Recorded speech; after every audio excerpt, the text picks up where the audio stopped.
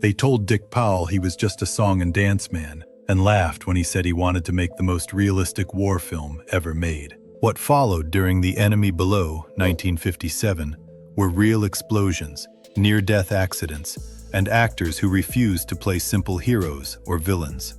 This movie didn't just break Hollywood's rules, it came dangerously close to killing the people who made it. Number 1.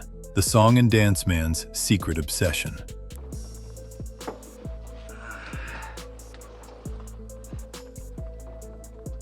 Tastes like a U-boat. I've been in the U-boats too long, Heine. In the days of warm, glowing TV screens, when President Eisenhower was in the White House, Dick Powell was known as the clean-cut singer from cheerful 1930s musicals. He was the pretty boy everyone's mother adored. But by 1957, Powell was done with singing and dancing. He had a quiet dream. He wanted to direct a war movie that showed the enemy as real people, not monsters. The studio heads laughed at the idea. A crooner directing a Navy destroyer film felt impossible to them. Powell didn't just show up and pretend. He locked himself away for months, studying Navy manuals again and again. He learned ship commands, tactics, and torpedo patterns until they became second nature. Does this remind you of your father's quiet discipline after work? That same discipline showed on set. Powell traded his tuxedo for a commander's whistle and ran the crew with firm control and unexpected toughness. People were shocked by his grit. But while Powell was busy proving himself, his leading man was dealing with a hidden struggle. One so serious, it almost stopped the production on the very first day. Number 2. The Weary Captain with a Hidden Past. Sonar lash at the beginning. He has made contact. Do you wish to change course? No, not yet. We wait until he thinks he has our depth. Think back to the gritty, silent strength of legends like John Wayne, men who carried the weight of the world without saying a word. In 1957, Robert Mitchum was that kind of man, but the studio almost refused to cast him because of a dark scandal. Many viewers told me they were surprised to learn that Mitchum was nearly blacklisted after a high-profile marijuana arrest. The executives wanted a clean hero like James Cagney, but the director saw something different in Mitchum's heavy, tired eyes.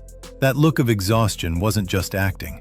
It was the real-life fatigue of a man who had survived Hollywood's harshest whispers. That tired, quiet look after a double shift feels familiar? That's what Mitchum brought to the bridge of the destroyer. He played Captain Merle as a man who hated the war, but did his duty anyway. He spent his breaks alone, leaning against the ship's rail with a cigarette, staying in that dark headspace. It felt just like the silent heroes we grew up admiring. But as the cameras rolled, Mitchum realized he wasn't just fighting the sea. He was about to face a German rival who refused to play the villain. Number 3. The Enemy Who Refused to Be a Monster.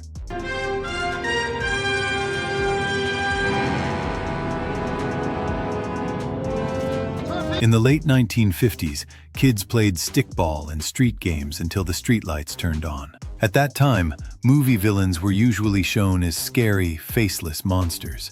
But one actor chose a different path. Kurt Jürgens, who played the U-boat captain, surprised many people. In real life, he was a hero. During the war, he had been arrested by the Gestapo for speaking out against the Nazis.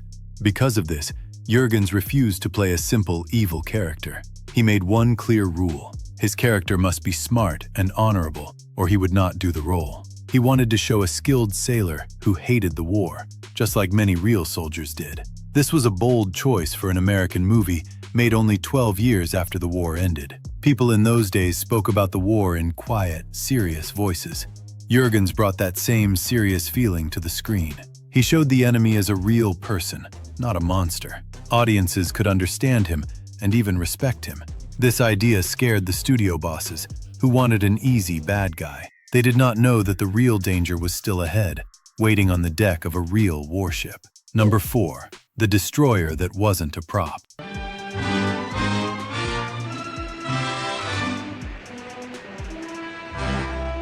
Those old model kits we built for hours felt real in our hands, but The Enemy Below went far beyond make-believe. The American ship in the movie was not a fake set or a wooden prop. It was the USS Whitehurst, a real Navy destroyer escort that had seen real combat. The Navy agreed to lend the ship with one clear rule. The actors had to live like real sailors. Could you handle sleeping in a tiny Navy bunk? Robert Mitchum slept in cramped beds that smelled of diesel and salt, not in luxury trailers like actors use today. The ship itself was solid steel, tough and unbreakable, much like the heavy toys from childhood that never wore out. The actors felt the engines shake beneath their feet, and the cold ocean spray hit their faces every day. This made their acting feel real and honest, like the serious stories told by older relatives at family gatherings. But even a real ship could not protect everyone. A sudden accident later happened in the studio tank, putting the entire cast in real danger. Number 5. The night the studio lot almost drowned.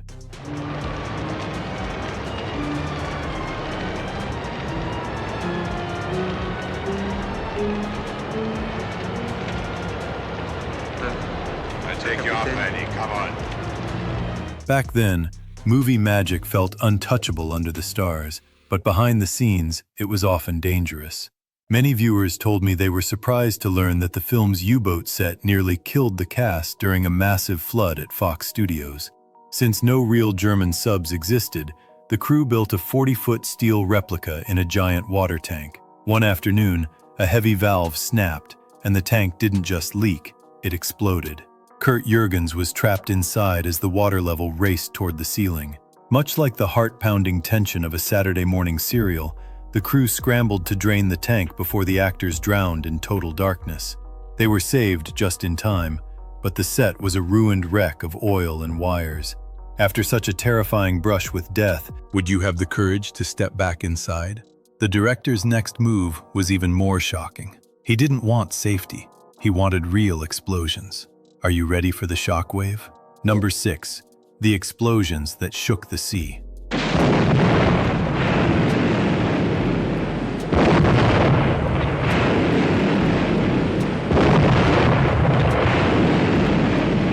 The first time you felt the thump of a baseball hitting your glove, it stayed with you. That same powerful feeling is what the explosions in this movie gave the cast. Many viewers were surprised to learn the depth charges were not small models or camera tricks. Dick Powell insisted on real explosions, and the Navy agreed to drop live charges into the ocean. When the first one went off, a huge wall of water shot up 60 feet into the air. The shockwave was so strong that it shook the entire ship and knocked a cameraman down onto the deck. It felt like the ocean was breaking apart. Like a heavy thunderstorm shaking your house, these blasts were extremely real and frightening. Robert Mitchum stayed calm and did not flinch, even as the ship's hull groaned from the force. The footage was so intense that insurance agents became scared. One small mistake could have sent the whole cast to the bottom of the sea. This was filmmaking at its most dangerous, showing a power that modern CGI can't truly copy. Number 7. The warrior who wrote the truth. Fire 2.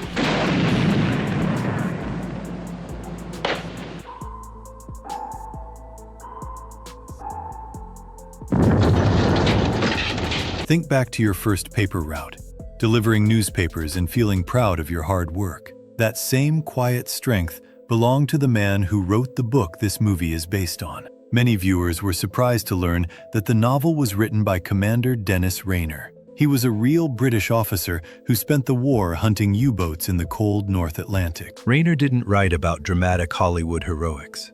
He wrote about the cold, the hard math, and the tiredness of being in charge. The studio bosses didn't like the first script because it was too calm. They wanted big speeches and loud music, but Dick Powell refused to change it. He wanted the story to stay real and raw. Is real life more intense than any movie? Just like the quiet, hard-working men we remember from childhood, this film focused on the real chess game of naval warfare. The suspense felt heavy and real. Powell knew that in a real hunt, the most dangerous weapon wasn't a torpedo. It was the captain who could stay silent the longest. This dedication to truth soon put the star's life in danger. Number 8. 6 inches from a watery grave.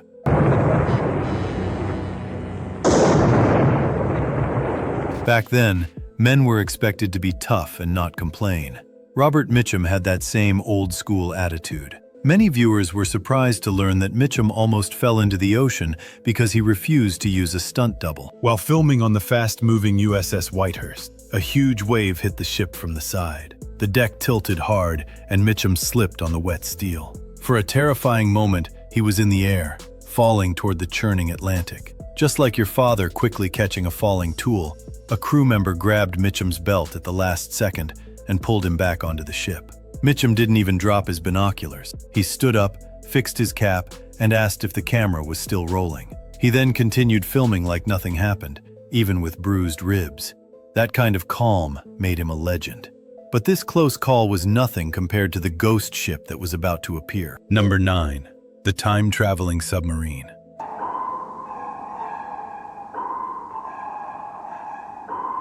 That peaceful water felt a world away from the ghost ship that suddenly appeared during filming. Many viewers told me they were surprised to learn that an active-duty U.S. submarine actually crashed the production. While shooting on the open sea, this real-life sub surfaced nearby for a training exercise. The captain was a movie fan and offered to dive for the cameras on the spot. It was a gift from the heavens, but it created a massive technical nightmare. Much like trying to pass off a shiny new 1957 Chevy as a pre-war clunker, the submarine was far too modern for a World War II story. The studio's continuity experts were terrified that audiences would spot the high-tech equipment, but Powell didn't care. He knew the raw, bone-chilling sight of a real black hull cutting through the waves was more powerful than any plastic model. He used the footage anyway, trusting that the story's tension would keep us from looking at the details. This stroke of luck didn't help the lead actor, who was struggling with a language barrier that felt like a wall. The sudden appearance of the submarine also added a real sense of danger to the set. The crew had to quickly adjust the filming schedule and angles, while the actors tried to stay focused amid the unexpected chaos. Even the ship's crew felt the excitement, knowing a real submarine was nearby. It was one of those rare moments when real life became part of the movie, blurring the line between fiction and reality. Still, the director kept pushing forward, determined to capture the most intense and authentic footage possible. Number 10. The secret language of the deep. Set pattern for 75. Set pattern for 75. Set for 75. Set for 75. That transition from the familiar to something bold and new felt just like the risk the director took with his star. Many viewers told me they were surprised to learn that Kurt Jürgens struggled deeply with the English language during production. His phrasing was awkward, and his rhythm was off. Dick Powell didn't try to fix it. Instead, he told Jürgens to stop trying to sound American. He wanted the audience to hear a man thinking in one language and speaking another. During the high-stress scenes inside the submarine, Jürgens would actually forget his lines and scream orders in his native German. Much like the static on an old shortwave radio you'd tune in your bedroom, that raw, unpolished sound made everything feel more immediate. It reminded everyone that this wasn't a Hollywood caricature. It was a professional sailor fighting in a war he no longer believed in. Powell loved these unscripted moments so much, he kept them in the final cut to build real tension. Have you ever heard a voice that made you feel like you were right there with the person? This language of the deep added a layer of humanity that made the hunt feel personal. It also gave the movie a unique authenticity, like the story was being told by someone who lived it. The crew began to rely on these real moments, knowing they were more powerful than any polished performance. But even these voices couldn't compete with the iconic sound that would soon become the movie's heartbeat. Number 11. The pulse that never stops. It holds the same place, Herr Kapitän. Your zone calls 140. 140. Under the old movie palaces, the cinema was our weekend escape, a place where stories felt larger than life. The enemy below gave those audiences a sound they would never forget. Many viewers told me they were surprised to learn that the iconic ping of the sonar wasn't a real Navy recording. Sound engineers tried using real equipment, but it sounded thin and boring on screen. They wanted something that felt like a needle poking at your brain. They eventually created the noise by blending metal resonance with electronic pulses in a studio. Much like the steady ticking of a grandfather clock in a silent house, that fake ping became the film's heartbeat. It built a tension that made your palms sweat as you sat in the dark. Navy veterans later admitted that while the sound was technically wrong, it perfectly captured the terror of being hunted.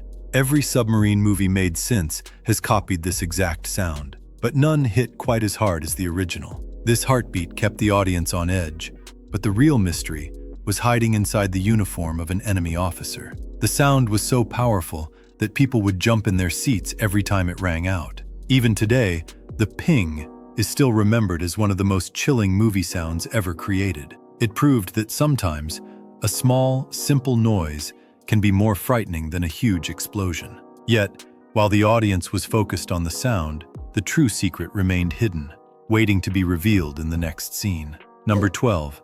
A secret rebellion in a Nazi uniform. 80 meters, Herr Kapitän.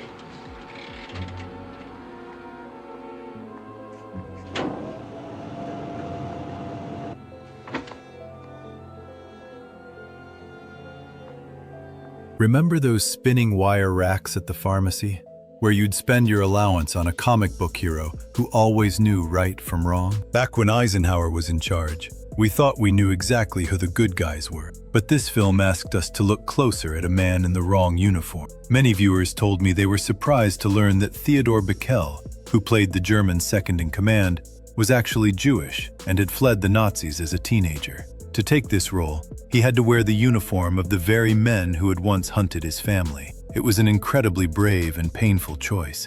Bickel made a secret pact with the director. He would never give a Nazi salute or shout fascist slogans. Much like the quiet moral strength of a favorite teacher from our childhood, he played his character with a silent dignity. He wanted to show that even in a dark uniform, there could be a human soul who just wanted the violence to end. Many of you probably remember the heavy weight of a secret like that. This hidden rebellion added a layer of truth that most war films of the 1950s ignored. However, this silent victory was nearly ruined by a massive battle over the movie's final scene. Number 13. The battle for the final frame.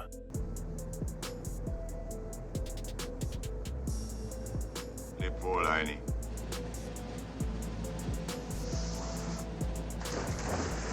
The high-stakes drama of a Little League game or trading baseball cards during the Eisenhower years felt like a simple story of winners and losers. Back then, we were taught that life was about clear victories. Many viewers told me they were surprised to learn that the studio bosses tried to force that same winner-takes-all ending on this film. They wanted a big, triumphant scene where the American ship destroyed the U-boat while the crew cheered. It was the standard Hollywood formula we all grew up watching. But Dick Powell absolutely refused to budge. He believed war didn't have real winners, only survivors who respected each other. The argument became so heated that Powell threatened to walk away entirely if they changed a single frame of the final rescue. He wanted the audience to see two tired men recognizing each other's humanity, not a cartoon victory. He risked his whole career in those final seconds, betting that the truth was more powerful than a trophy. It was a massive gamble that almost cost him the movie's release. The studio even tried to pressure him into adding a patriotic song over the ending, but Powell stood firm. He knew the scene had to feel honest, quiet, and real. This stand for integrity led to a final sequence that required one lead actor to actually stop breathing. Number 14. The man who drowned for a movie. Sit over here, thank you. Come over here, Senator Roberts. Sit down. Come on, let's go. Those hot July afternoons at the local swimming hole, competing with friends to see who could stay underwater the longest, felt like a harmless childhood game. Kurt Jurgens took that game to a terrifying level during the film's climax. Many viewers told me they were surprised to learn that Jurgens actually risked drowning to make the sinking submarine scenes feel authentic. He was older by then, but he refused to let a stunt double take his place in the flooded set. During one intense take, the water filled the steel compartment faster than expected, and Jurgens ran out of oxygen. Just like those breathless moments of our youth, his lungs began to burn and his vision started to blur. Instead of surfacing and ruining the shot, he stayed submerged, letting the camera capture the genuine panic in his eyes. He wanted the audience to feel the true desperation of a man trapped in a metal coffin. When the director finally called cut, Jurgens exploded to the surface, gasping for air with a face that had turned nearly purple from lack of oxygen. The crew rushed to help him, shaken by how close the scene came to tragedy. This incredible physical sacrifice turned a simple movie scene into a haunting piece of history. It was so powerful that it soon caught the attention of the highest military leaders, who praised the film's realism and bravery. Number 15. A legacy taught in the halls of power. I've been with you since I was a cadet. That's not what I asked you. The oily smell of the garage while you helped your dad tinker with the engine of an old Chevy was a common memory for many boys growing up in those days. Those long afternoons spent learning how parts worked together shaped a generation of men who valued mechanical precision. Many viewers told me they were surprised to learn that the U.S. Navy respected the accuracy of the enemy below so much that they did something unprecedented. They actually bought prints of the film and screened it at the Naval Academy in Annapolis as a mandatory part of officer training. It wasn't just entertainment. It was a tactical textbook for future leaders. They used the film to teach midshipmen about decision-making under pressure and the vital importance of respecting your opponent's abilities. The movie showed that war was not about heroics or loud speeches. It was about strategy, patience, and discipline. Officers were taught to think like the characters on screen, learning how calm judgment could save lives in the most dangerous moments. Much like the reliable, heavy-duty tools from our youth that never let us down, this movie was built with a truth that lasted for decades. It proved that a former song and dance man had created something more accurate than many official military manuals. This film didn't just tell a story about a submarine hunt. It became a permanent legacy of honor that is still whispered about in the halls of power today. Even now, many naval officers still refer to the film as a rare example of real wartime realism in cinema. The Enemy Below, 1957, stands as a powerful reminder of the old nostalgic charm of the classic Hollywood era, when filmmaking was built on courage, discipline, and real human emotion. In a time before CGI, this classic war movie relied on authenticity, respect for the enemy, and storytelling rooted in truth. It captures the spirit of vintage Hollywood cinema, where performances felt lived in and stakes were genuinely high. For lovers of classic Hollywood war films, this movie remains a timeless masterpiece. Its legacy continues to echo through modern cinema, proving that the golden age of Hollywood created stories that never fade.